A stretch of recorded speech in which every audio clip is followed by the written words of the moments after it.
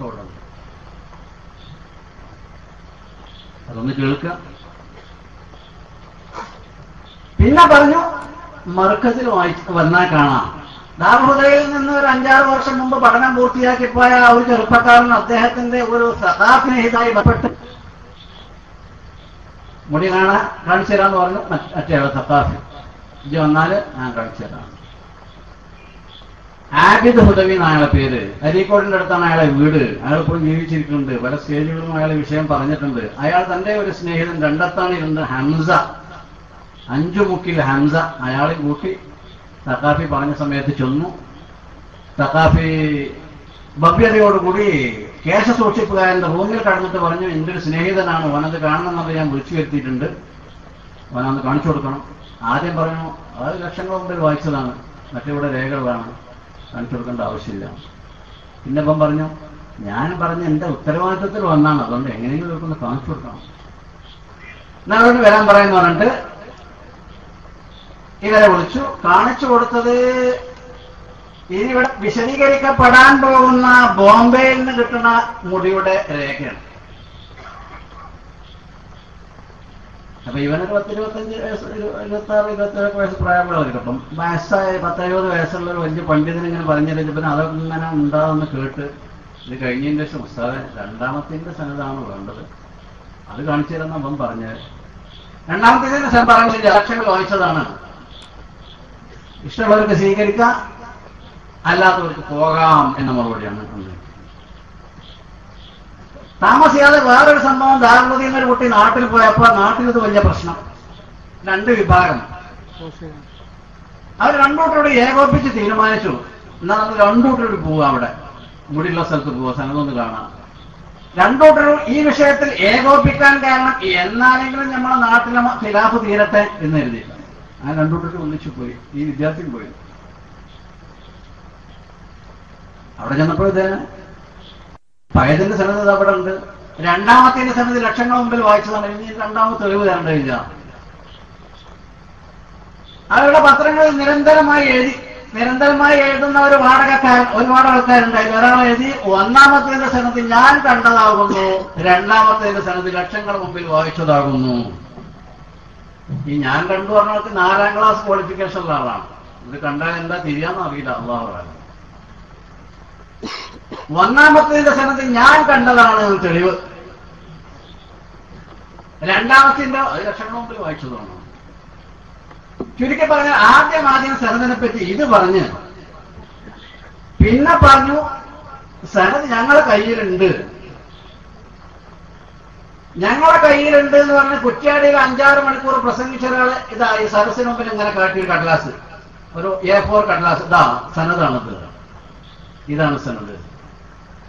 അയാൾ തന്നെ നമ്മളെ ഈ ഭാഗത്ത് അടുപ്പാള ഭാഗത്ത് വന്ന് പ്രസംഗിച്ച് പറഞ്ഞു സനത് എന്റെ കീശിയുണ്ട്, പ്രസംഗം കഴിഞ്ഞിട്ട് ആർക്ക് വേണമെങ്കിലും വന്നാൽ കാണിച്ചു കൊടുക്കും. അപ്പൊ ഒരു ആൾ അതിന്റെ പിന്നിൽ പ്രസംഗം കഴിഞ്ഞ് ചോറുവയും കഴിഞ്ഞതിന്റെ ശേഷം ചെന്ന് വിശക്കുണ്ടാവുമല്ലോ, അപ്പൊ കൂടി കഴിഞ്ഞോട്ടൊരു കാലത്ത് ചോദിച്ചപ്പോ ഇപ്പൊ എനിക്ക് സമയമില്ല, നിങ്ങൾ ഇതുവരെ വരായിരുന്നു, എനിക്ക് നേരം വൈകിട്ട് ഞാൻ പോവാണെങ്കിൽ മർക്കസിൽ വന്നാൽ കാണിച്ചു തരാം, അല്ലെങ്കിൽ കുറ്റ്യാടിക്ക് വന്നാലും കാണിച്ചു തരാം. ഇങ്ങനെ കുറെ മറിഞ്ഞ് നടന്ന് അവസാനം 2ാമത്തെ പത്രസമ്മേളനത്തിൽ പറഞ്ഞു മുടി തന്നെ ആകെ പറഞ്ഞിട്ടുള്ളത് അടിയാധാരം അവിടെ ഉണ്ട് എന്നാണ്, അതുകൊണ്ട് സംശയമുള്ളവർ വന്നാൽ ഞങ്ങൾ അവിടുന്ന് കാണിച്ചു കൊടുക്കാം. ഈ സനത്തിൽ അടിയാധാരം മേലാധാരം അങ്ങനെയൊന്നുമില്ല, ഒന്നേ ഉള്ളൂ സനത്ത്. അടിരേഖ അബുദാബിയിലാണ്, അയാളെ കയ്യിൽ നിന്ന് അറബി പറഞ്ഞിട്ടുണ്ട്, അതുകൊണ്ട് അയാളടുത്ത് വന്നാൽ കാണിച്ചു കൊടുക്കാം. ഈ മുടി കൊണ്ടുവന്ന് കോടിക്കണക്കിന് ഉറുപ്പിക പിരിച്ചെടുക്കുന്ന ആൾക്കാർക്ക് ഈ സനത് മാത്രം എന്തുകൊണ്ട് കൊണ്ടുവരാൻ കഴിഞ്ഞില്ല? അതാണ് നമ്മുടെ ചോദ്യം. വേണമെന്ന് നിങ്ങളല്ലേ പറഞ്ഞത് ജനുവരി 9-ാം തീയതി അത്യാവശ്യമാണ്, ദീനിന്റെ ഭാഗമാണ്, അതുണ്ടെങ്കിലേ സ്വീകരിക്കാൻ പറ്റുള്ളൂ.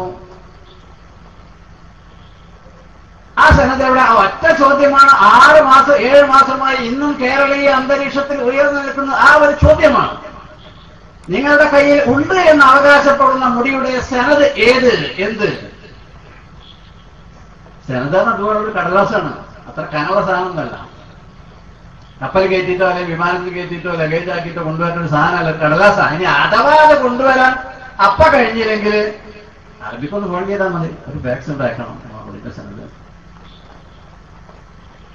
നേരത്തെ പറഞ്ഞാൽ ഞാൻ ഈ കണ്ടു പറഞ്ഞ സനതാകട്ടെ അത് ഒരാളെപ്പം പറഞ്ഞ് എഴുതിച്ചുണ്ടാക്കിയതാണ്. അതൊക്കെ വഴിയെ ഇവർ സംസാരിക്കും. മുടി കെട്ടി കുടുങ്ങിയപ്പോ കുട്ടികളോട് പറഞ്ഞു നമുക്കിനിപ്പോ ഇതിന് സനത് ഉണ്ടാക്കണല്ലോ. വലിയ ഗൗരവമുള്ള വിഷയം. സനത് ഉണ്ടാക്കാന്നാല് എന്തോ ഒരു കാര്യം നിബിധങ്ങളുടെ പേരിൽ വ്യാജമായി നിർമ്മിച്ചുണ്ടാക്കാൻ പോവുകയാണെന്ന് അതിന്റെ അർത്ഥം. അതിനാണ് സനത് വേണ്ടത്. ഒന്നാമത് ആവശ്യം ഉന്നയിക്കപ്പെട്ട ആള് അങ്ങനെ പരിങ്ങി നിന്ന് ഒഴിവായി. സംഗതി വളരെ ഗൗരവമാണ്, ചെയ്യാൻ പറ്റൂല, എങ്ങനത്തെ ചെയ്യാം. ഇയാളിങ്ങനെ കൊടുക്കാതിരുന്നപ്പോ വേറെ ഒരാളോട് പറഞ്ഞു, ലൈബ്രറിയിലെ മജീദ് റാഖോവിനോട് പറഞ്ഞു അത് ഇതിനൊരു സനത് ഉണ്ടാക്കണം. അത് ബുദ്ധിമുട്ടാണെങ്കിൽ പണ്ട് വടക്കേ ഇന്ത്യയിൽ നിന്ന് വന്ന് കുറച്ചു മുമ്പ് വടക്കേ ഇന്ത്യയിൽ നിന്ന് വന്നൊരു ഷേഖ് ഇവിടെ തന്ന ഖാദിരിയ്യ തരീഖത്തിന്റെ സനത് ഇവിടെ ഉണ്ട്.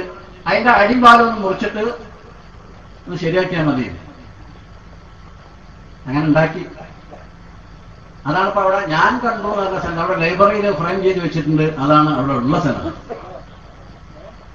പത്ര ഈ മാമുത്ര നാട്ടിൽ നടക്കുന്ന ഈ സനത് ചോദിച്ചുകൊണ്ടാണ് നിങ്ങൾക്ക് സനത് അങ്ങ് പറഞ്ഞെടുത്താൽ പോരെ. അതിന് പറഞ്ഞ മറുപടി സനത് ഇങ്ങനെ ആളെ വിളിച്ചുകൂട്ടി പറയേണ്ടതല്ല.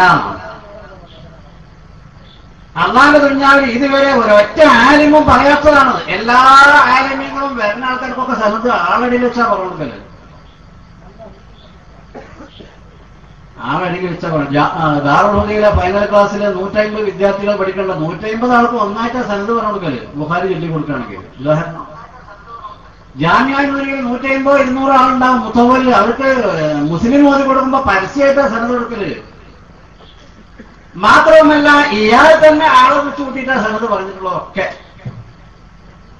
ജനുവരി 9-ാം തീയതി ആളെ കൂട്ടിയല്ലോ, ലക്ഷക്കണക്കിന് എന്ന് അവര് പറയുന്നു. ആ സ്ഥലത്ത് ആകെ ഒരു 10,000 ആൾക്കാരെ ഉള്ളൂ. ആളെ വിളിച്ചു കൂട്ടിയിട്ടാ ജനുവരി 9-ാം തീയതി സനത് പറഞ്ഞത്.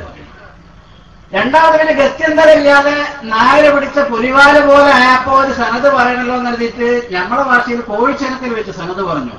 പത്രത്തിലൊക്കെ കോട്ടൊക്കെ എന്നാലും കണ്ടുവന്ന് അത് ആളെ വിളിച്ചുകൂട്ടിട്ടാ. കേരളത്തിന്റെ നാനാഭാഗത്തു നിന്നും കർണാടകയിൽ നിന്നും കൊടകിൽ നിന്നും നീലഗിരിയിൽ നിന്നും തിരുവനന്തപുരത്തു നിന്നും കന്യാകുമാരി നിന്നൊക്കെ ആളുണ്ട് എന്ന അവകാശവാദം ഉന്നയിച്ചുകൊണ്ട് ആളെ വിളിച്ചുകൂട്ടിട്ടാണ് ആ സനത് പറഞ്ഞത്. അപ്പൊ ആളെ വിളിച്ചു കൂട്ടേണ്ട പ്രശ്നമല്ല, ഇത് വായിക്കാൻ സനത് ഇല്ലാത്തതുണ്ടോ? സനത് ആ സനത് എവിടെയാണ് നമ്മൾക്കുണ്ട്. ഇങ്ങനെ അവസരത്തിന് അനുസരിച്ച് നിറം മാറി വരുമ്പോ പിന്നെ അനുയായികളെ നടന്ന മുമ്പ് വെള്ള പൂശല് ഇവർ വലിയ കാര്യപ്പെട്ട ഒരാളാണെന്ന് പറഞ്ഞിട്ടാണ്. അങ്ങനത്തെ ഒരാളെ ഇങ്ങനെ റസൂലുള്ളാഹിന്റെ പേര് നുണ പറയുമോ? അതിനേക്കാൾ വലിയ ആൾക്കാർ റസൂലുള്ളാഹിന്റെ പേര് നുണ പറഞ്ഞിട്ടുണ്ട്. തെളിവുകൾ ചരിത്രത്തിലുണ്ട്.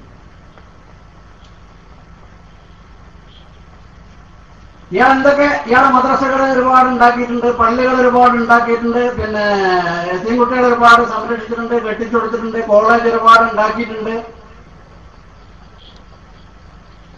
അതുകൊണ്ടിപ്പോ ഇയാൾ നുണ പറഞ്ഞത് അംഗീകരിക്കണം എന്നാണ് വിശ്വസിക്കാൻ പറ്റൂല.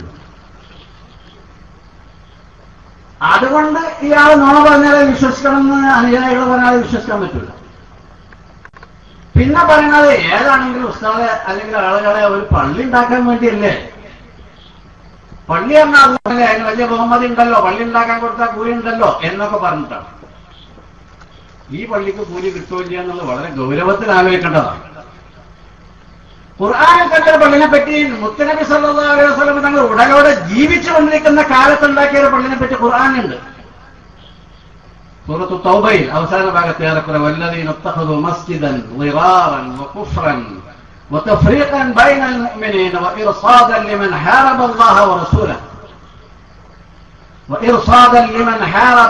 ورسوله من قبل ولا يحلفن إن أردنا إلا الحسنى والله يشهد إنهم لكاذبون. നബി സല്ലല്ലാഹു അലൈഹി വസല്ലം തങ്ങൾ ജീവിച്ചു കൊണ്ടിരിക്കുന്ന കാലത്ത് പള്ളി ഉണ്ടാക്കി നബി തങ്ങളെ കൊണ്ട് ഉദ്ഘാടനം ചെയ്യാൻ വരെ ഗൂഢാലോചന നടത്തിയ ഒരു പള്ളിയുടെ ചരിത്രം ഇസ്ലാമിലെ ഖുർആനിലുണ്ട്. ഖുർആനിലെ ആയത്താണ് ഞാൻ ഓതിയത്. വല്ലദീന ഇത്തഖദു മസ്ജിദൻ ളിറാറൻ വകുഫ്റൻ വതഫ്രീഖൻ ബൈനൽ മുഅ്മിനീൻ വഇർസാദൻ ലിമൻ ഹാറബ അല്ലാഹ വറസൂലഹു മിൻ ഖബൽ വല യഹ്ലിഫുന്ന ഇൻ അറദ്നാ ഇല്ലൽ ഹുസ്നാ. ഇവർ പറയുന്നത് പോലെ അവരും വന്നിട്ടുണ്ട്, ഞാൻ പണ്ട് നന്മ മാത്രമേ ഉദ്ദേശിച്ചിട്ടുള്ളൂ. ഇൻ അറദ്നാ ഇല്ലൽ ഹുസ്നാ വല്ലാഹു യശ്ഹദു ഇന്നഹും ലകാദിബൂൻ. തനിച്ച നുണയാണ് ഇവർ പറയുന്നത് എന്ന് അള്ളാഹു നന്നായി അറിയുന്നുണ്ട്. ഈ പള്ളിയുടെ അവസ്ഥ എന്തുണ്ടായി? നബി സല്ലല്ലാഹു അലൈഹി വസല്ലം, ചരിത്രം നീണ്ടതാണ്, ഇപ്പോൾ പറയാൻ സമയമില്ല. നബി സല്ലല്ലാഹു അലൈഹി വസല്ലം തങ്ങൾ കുറച്ച് സ്വഹാബികൾ, 5-8 സ്വഹാബികളെ വിളിച്ച് ഏർപ്പാട് ചെയ്തിട്ട്, നിങ്ങൾ പോയിട്ട് ആ പള്ളി പൊളിച്ച് ആ പള്ളി തീ കത്തിച്ച് നശിപ്പിക്കണമെന്ന് പറഞ്ഞ് അവര് നിർവഹിച്ചു എന്നാണ് ചരിത്ര പള്ളിയുടെ പരിണതി അവസാനം. ഈ പള്ളിയെ സംബന്ധിച്ച് അല്ലെങ്കിൽ ഈ ആയത്തിന്റെ വ്യാഖ്യാനം വിശദീകരണം പറയുന്ന സ്ഥലത്ത് ലോകപ്രസിദ്ധമായ ഖുർആൻ വ്യാഖ്യാന ഗ്രന്ഥം അൽ ജാമിഉ ലി അഹ്കാമിൽ ഖുർആൻ, ഇമാം ഖുർതുബിയുടെ അൽ ജാമിഉ ലി അഹ്കാമിൽ ഖുർആൻ എന്ന ലോകപ്രസിദ്ധമായ തഫ്സീറിന്റെ 8ാം ഭാഗം 254-ാമത്തെ പേജിൽ നിങ്ങൾക്ക് വായിക്കാൻ കഴിയും. പേജ് നമ്പർ എഴുതിയെടുക്കണം. പള്ളിയുടെ സപ്പോർട്ടേഴ്സ് പ്രത്യേകമായി എഴുതിയെടുക്കണം. 8ാം ഭാഗം 254-ാമത്തെ പേജിൽ കുല്ലു മസ്ജിദിൻ ബുനിയ അലാ ദിറാരിൻ ഔ റിയാഇൻ വസുംഅത്തിൻ ഫഹുക്മുഹു ഹുക്മു മസ്ജിദിൽ ദിറാർ ലാ തജൂസു സ്വലാത്തു ഫീഹി.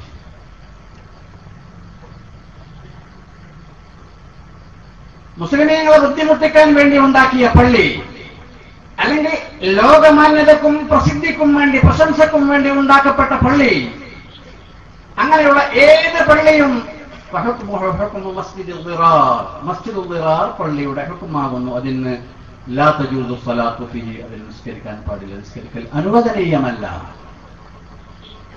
നിസ്കരിക്കാൻ പാടില്ല എന്ന് അല്ലാഹു തന്നെ തൊട്ടടുത്ത ആയത്തിൽ പറയുന്നുണ്ട്. ലാ തഖും ഫീഹി അബദാ ലമസ്ജിദുൻ ഉസ്സിസ അലാ തഖ്വാ മിൻ അവ്വലി യൗമിൻ അഹഖു അൻ തഖൂമ ഫീഹി ഫീഹി റിജാലുൻ യുഹിബ്ബൂന അൻ യതതഹറു വല്ലാഹു യുഹിബ്ബുൽ മുത്തഹിരീൻ.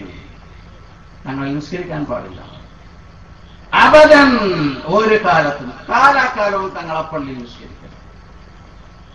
നിസ്കരിക്കാൻ പറ്റാത്ത പള്ളിയായതുകൊണ്ട്, നിഗൂഢമായ ലക്ഷ്യങ്ങൾക്ക് വേണ്ടി പണിതുയർത്തപ്പെട്ടതായതുകൊണ്ട്, നബി തങ്ങളെ കബളിപ്പിക്കാൻ ഉദ്ദേശിച്ച് ഉദ്ഘാടനത്തിന് ക്ഷണിച്ചതുകൊണ്ട് ആ പള്ളിയിൽ നിസ്കരിക്കാൻ പാടില്ല. തൽഫലമായി നബി തങ്ങൾ അത് നശിപ്പിച്ച് കരിച്ചു കളയാൻ, അങ്ങനെ പോയ ആളുകൾ പള്ളി പൊളിച്ച് അത് കത്തിച്ച് കളഞ്ഞു എന്ന് ചരിത്രത്തിൽ, ഹദീസിൽ കാണാൻ സാധിക്കും. പള്ളിയാണ് എഴുതി ശ്രമിച്ചാണ്. മുസ്ലിമീങ്ങളെ കബളിപ്പിക്കാൻ വേണ്ടി 40 കോടിയുടെ പള്ളി ലോക ചരിത്രത്തിൽ എവിടെയും നബി സല്ലല്ലാഹു അലൈഹി വസല്ലം തങ്ങളെ മുടിവെക്കാൻ പള്ളി ഉണ്ടാക്കിയിട്ടില്ല. തെളിയിക്കാൻ ഇന്ന് വരെ കേശ സൂക്ഷിപ്പുകാർക്ക് കഴിഞ്ഞിട്ടില്ല. മെയ് മാസം ദാറുൽ ഹുദായുടെ സമ്മേളനം ഉണ്ടായപ്പോൾ നിങ്ങൾ കേട്ടിട്ടുണ്ടായിരിക്കുമെന്ന് നമ്മൾ പറഞ്ഞു. ലോക ചരിത്രത്തിൽ അങ്ങനെ ഒരു പള്ളി ഉണ്ടാക്കിയിട്ടില്ല. ഇയാൾ പറഞ്ഞത് കശ്മീരിലുള്ള ബാൽ മസ്ജിദ് ഉണ്ടാക്കിയത് മുടി സൂക്ഷിക്കാൻ വേണ്ടിയായിരുന്നു. ചരിത്രത്തിലുള്ള അയാളുടെ അജ്ഞത നമ്മൾ ദാറുൽ ഹുദയിൽ നിന്ന് തിരുത്തി കൊടുത്തു. പള്ളി ഉണ്ടാക്കിയത് മുടി വെക്കാൻ വേണ്ടിയല്ല. ക്രിസ്തുബ്ദം 1623 കാശ്മീരിൽ പള്ളി ഉണ്ടാക്കി. 76 കൊല്ലം കഴിഞ്ഞ ശേഷം 1699 ആ പള്ളിയിൽ മുടി സൂക്ഷിക്കാൻ തുടങ്ങിയത്. അന്ന് മുതൽ അത് ബാൽ പള്ളി അല്ലെങ്കിൽ മുടിപ്പള്ളി, തിരുകേശ മസ്ജിദ് എന്ന പേരിൽ അറിയപ്പെടാൻ തുടങ്ങി എന്നതാണ് ചരിത്രം. അപ്പൊ അയാൾ പിന്നെ ആളുകളെ കുപ്പിയിലാക്കി ചില ഒട്ടോപ്പിയകൾ പറയാൻ തുടങ്ങി. ഡൽഹി ജുമാ മസ്ജിദിൽ മുടി സൂക്ഷിച്ചിട്ടുണ്ട്. ഡൽഹി ജുമാ മസ്ജിദിന്റെ അടുത്ത് നിർമ്മിക്കപ്പെട്ട കെട്ടിടങ്ങൾ അവിടെ പോയ ആർക്കും കാണാവുന്നതാണ്. നമ്മൾ പറഞ്ഞതിന്റെ കോലം മനസ്സിലാക്കണം. ഡൽഹി ജുമാ മസ്ജിദിൽ മുടി സൂക്ഷിച്ചിട്ടുണ്ട്. ഡൽഹി ജുമാ മസ്ജിദിന്റെ അടുത്ത് നിർമ്മിക്കപ്പെട്ട കെട്ടിടം അവിടെ ആർക്ക് പോയാലും കാണാവുന്നതാണ്. ഇത് മുടിയുണ്ടെന്ന് പറഞ്ഞിട്ടില്ല. ഡൽഹി ജുമാ മസ്ജിദിന്റെ അടുത്തുണ്ടാക്കിയ കെട്ടിടത്തിൽ മുടിയുണ്ട് എന്ന് പറഞ്ഞിട്ടില്ല. അതാണ് കുപ്പിയിലാക്കാൻ വേണ്ടി പറയും. ഡൽഹിയിൽ മുഴുവൻ ബിൽഡിങ്ങുകളല്ലേ, ജുമാ മസ്ജിദിന്റെ അടുത്ത് മാത്രമല്ല, എല്ലാ സ്ഥലത്തും ബിൽഡിങ്ങാണ്. പക്ഷെ പാവങ്ങളായ സാധാരണക്കാരായ ജനങ്ങളെ കുപ്പിയിലാക്കാൻ വേണ്ടി ഡൽഹി ജുമാ മസ്ജിദിന്റെ അടുത്ത് നിർമ്മിക്കപ്പെട്ട മസ്ജിദ് ബിൽഡിംഗ് കെട്ടിടം ആർക്കും കാണാവുന്നതാണ്.